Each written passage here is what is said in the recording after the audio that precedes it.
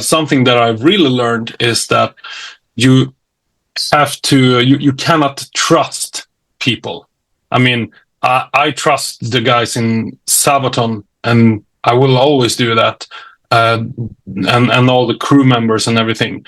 But you meet people that you realize you cannot trust people right away, even though they seem nice.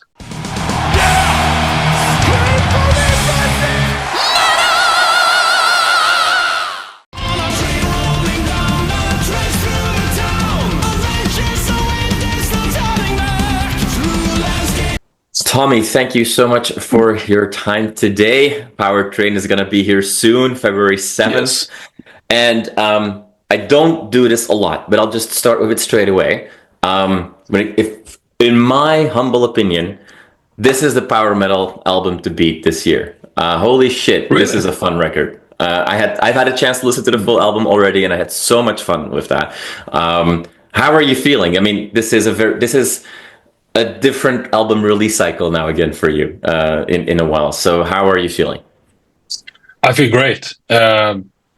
Really boring answer. I feel great, but I do feel great because we've been working with this album for quite a long time, and right. You know, hearing, you know, when you hear the song develop from early demo stage until the finished album, it's just, I am so proud. I mean, I was very, very excited when I was writing the demo songs. And then when I hear the finished result, it's like, wow, shit, this is so cool. What a great album. I'm so happy to be able to release such a good album. Not that our two latest albums have been bad. Quite the opposite. It's like Above the Sky, A Christmas Carol, Powertrain. There you go. So, yeah. Is it then also, because you say like, oh, this album took a while? I mean, everybody that has followed, I mean, I don't think anybody is watching this video that doesn't know roughly who you are and what you've been doing for the last 10 years. We all know you didn't have a lot of room for artistic contribution with that other band. Does that mean that you were just, throughout all these years, you were writing all these songs, or did you go in at a certain time of like, now I'm going to work on this next album? Like, help me understand, does this grow as a collection of songs that you just had to put out, or was this one specific album that was created roughly at the same time? No, it was actually, as you say, one song here, one song there, show it to the guys. And when we had the songs done, written, we said, okay, let's start recording. Yeah, we can't. You have to go on tour. Okay. How about we start recording that date? No, I can't. I have to be in recording studio with Sabaton and so on. Yeah. So yeah, it was because of Sabaton. I mean, not in a bad way. I mean, if I wasn't playing in Sabaton, then the album would have been released much sooner, of course, absolutely. Mm-hmm. But I think the way we've been working with this album have worked out pretty good, actually. It's taken some time. And also, since I was busy with Sabaton, our bass player started to tour with Therion for quite a lot. So, and I can't tell him, no, don't do that, because, you know, I am out touring, so... It's slightly hypocritical, yes. Yeah. Exactly. So yeah, so that's why, and also that's one of the reasons why I quit Sabaton.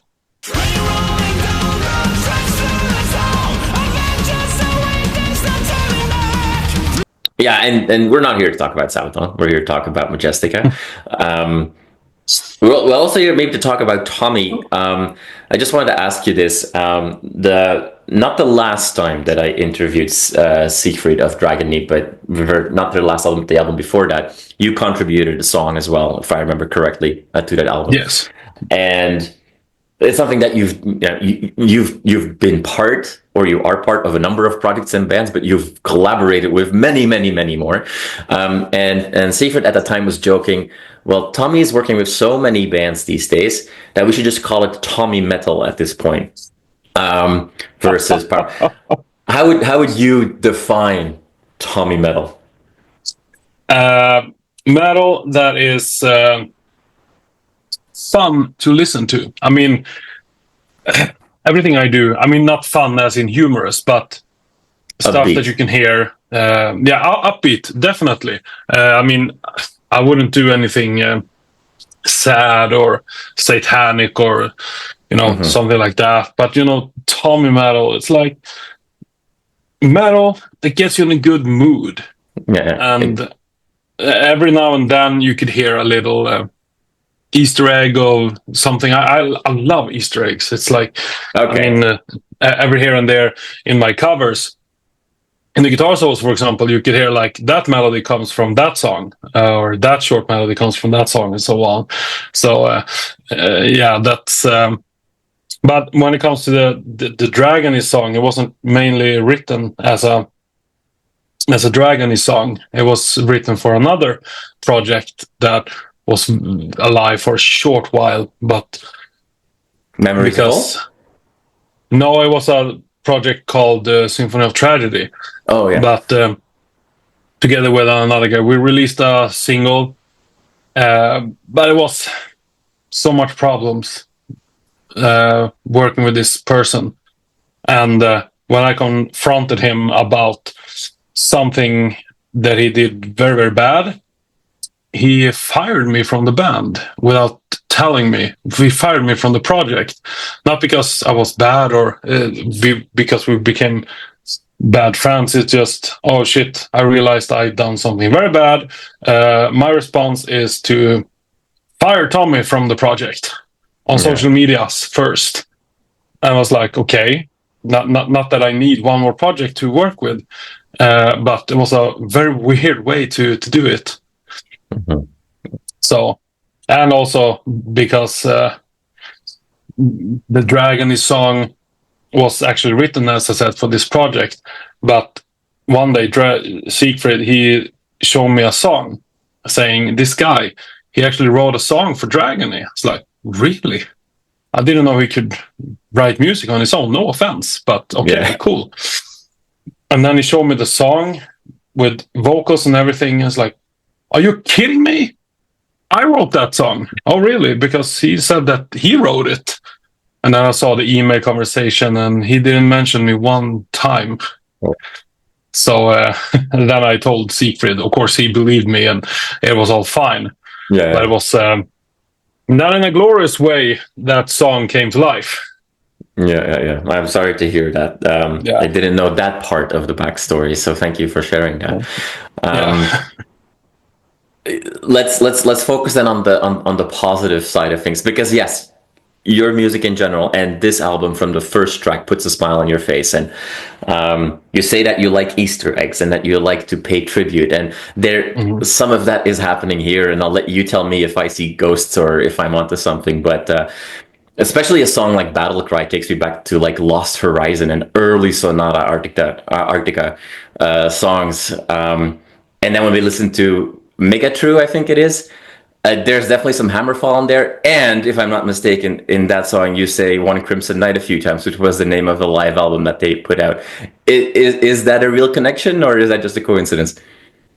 No, the entire song is only Hammerfall song titles, by not by accident, because I wanted to do a song, a heavy song with a lot of fun. We did one heavy song on Above the Sky album, and they were like, yeah, we slayed the dragon, we killed the king, and blood is raining from the sky, as a Man of War parody. And at the end of the rainbow kind of stuff. Exactly. So I didn't want to do the same thing here, but I still want to do something fun about it, to get people to raise their eyebrows or mention it in an interview like this.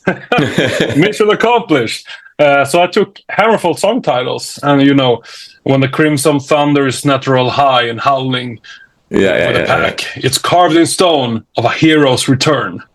I like that you use the hero's return, by the way, because it's one of my favorite and one of the most underrated Hammerfall songs, in my opinion. I agree. It's my favorite Hammerfall song. I love that one. The solo, everything about that song is just amazing, and I'm very glad I got to hear it live in 2003 to 2003, something like that.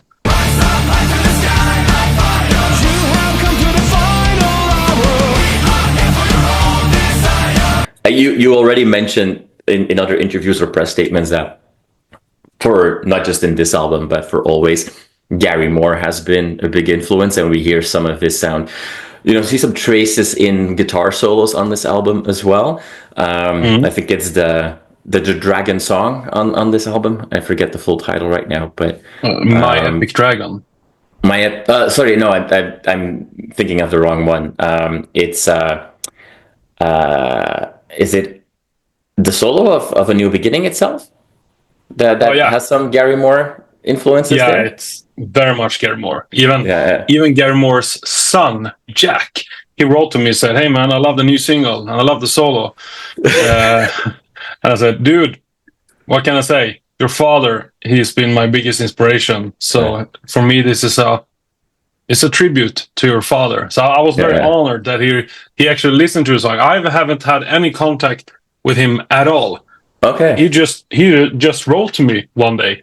So that was really cool. And then we stayed in touch a little bit. So nice. So yeah, he could hear it. And, love the solo. Wink, wink.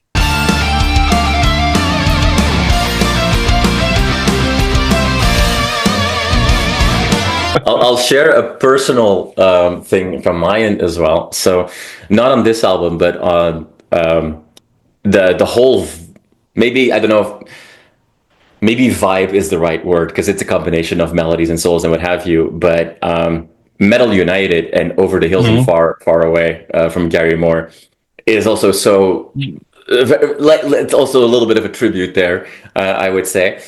Yeah, I'll share with you that when I put on that song in the house, I have a 2-year-old son, and that's his favorite song.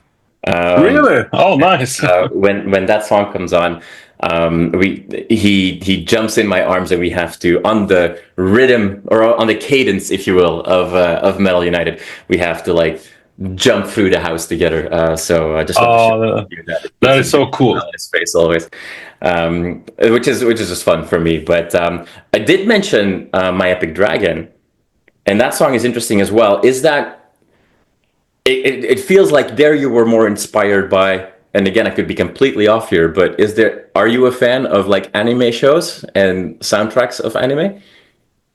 That is, once again, so weird, because I've got that question many times. Oh, interesting. And I'm not actually. I mean, I'm nothing against anime, but it just didn't really. It's not really my cup of tea, you know. I don't really watch. I mean, I love Totoro; it's a great movie, but and Spirited Away. But otherwise, I haven't watched so much, seen so many manga shows or anything. So I don't really know the music. What I was inspired by was actually Twilight Force, and was this movie Dragonheart.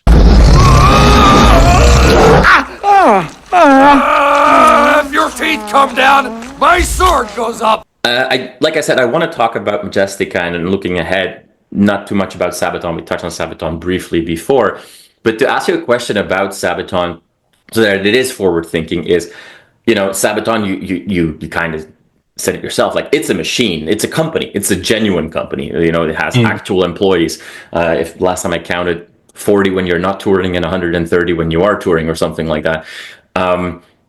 What are, good and bad experiences for sure, but what are some of the lessons that you've taken from that you are taking with you in this next era of Majestica, if you will, that you've learned along the way, if you will? It's hard to say, because I learned so much. I learned so much good things. I learned so much bad things, or more like what I shouldn't do, and so on. But some of the things that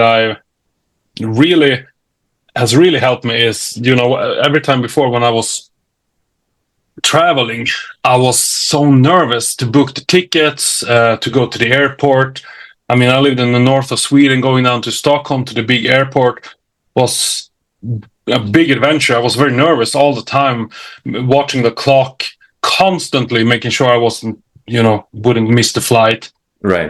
That is now, whatever. I just go to the airport. I go there, E12. Okay, that's that way. It's like, yeah, but it's the flight leaves in half an hour. Yeah, so we have another half an hour to, go shopping or grab a quick meal or something. I'm very, very calm when it comes to traveling and booking flights and everything, and that I'm very happy for.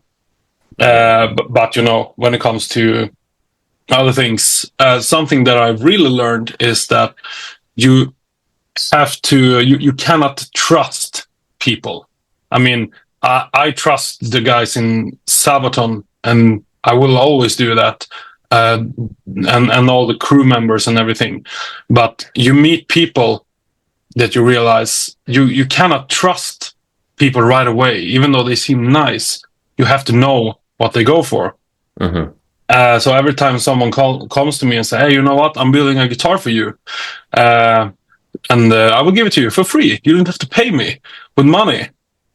Oh, that's nice, but what do you want from me? Nothing. Come on. No, I don't want anything. Come on. Okay, I will give you a guitar for free. If you promise to play it live, you give me 15 free tickets, backstage pass. There we go. Yeah. Yeah, it's and that before I was a little bit more like, oh, free guitar, nice. I get a guitar. Oh shit, yeah, of course I will play it live now when I have it, Yeah. So there was just an example. It actually happened. I still got the guitar. It's a very nice guitar. But I didn't play it live. I said, I will take the guitar, but I will not give you 15 tickets or play it live. But I can give you and a friend tickets, but no backstage. That's fine. Stuff like that. And be able to say no at first, right away. That's the most powerful word you can ever use if you want to earn money. And that's no.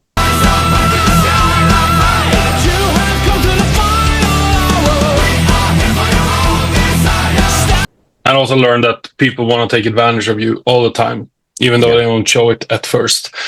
Some of these things I've learned, some of it the hard way. But you live and learn. You learn by all the mistakes you make, not from your success. There you go. We have the quote of the day. And thank you for saying yes to this interview. Well, I said no at first. So. I know. No, I was kidding. Awesome. Well, you said that one of the things that you grew with is that you are now much more comfortable to travel, which is good. I'm going to use that as a forced segue to you're going to be doing a lot of traveling this year. A number of festivals have already been announced. We obviously all hope to see more shows announced as well.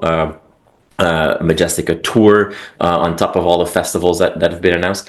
But a cool thing that has been announced, at least for people like myself that live on the other side of the world than you, is that you're announced for ProgPower as well.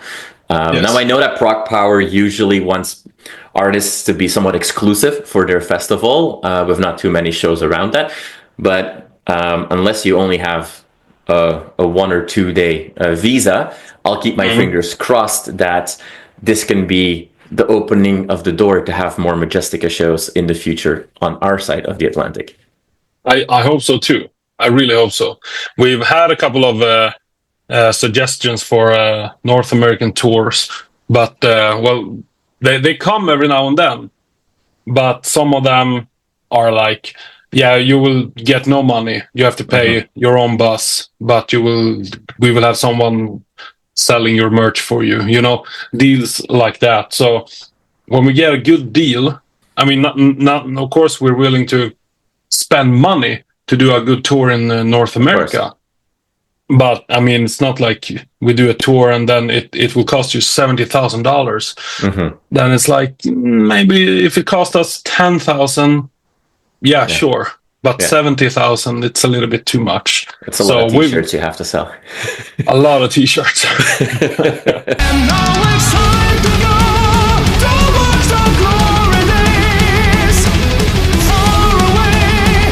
But eventually we have a great booking agency that works for us. They really want us to, you know, travel and tour everywhere.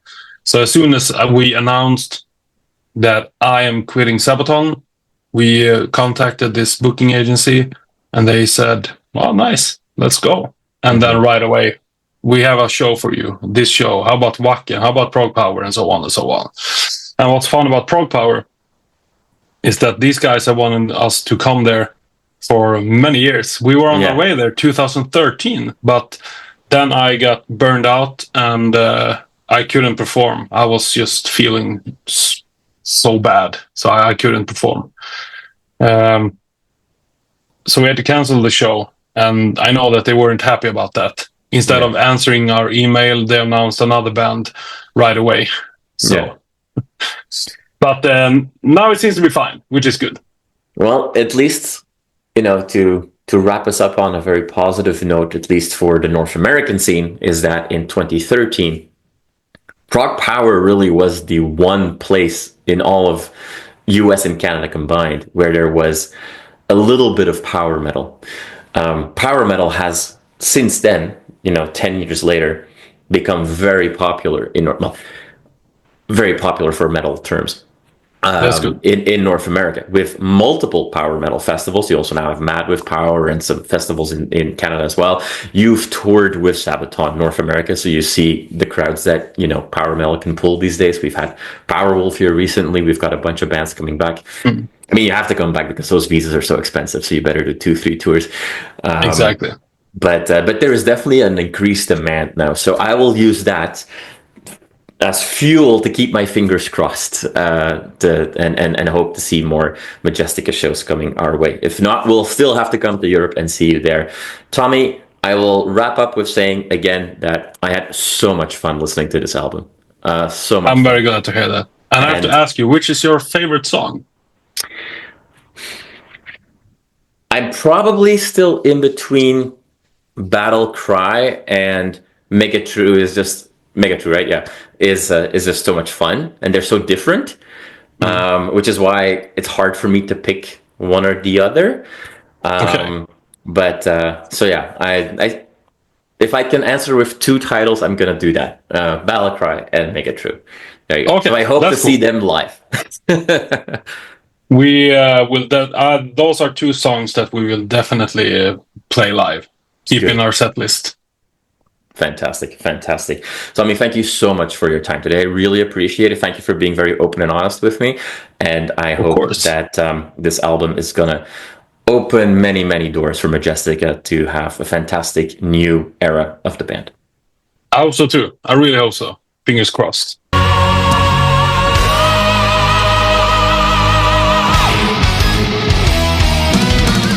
You are awesome for watching this video. Click right here to see more content like it and subscribe to the channel.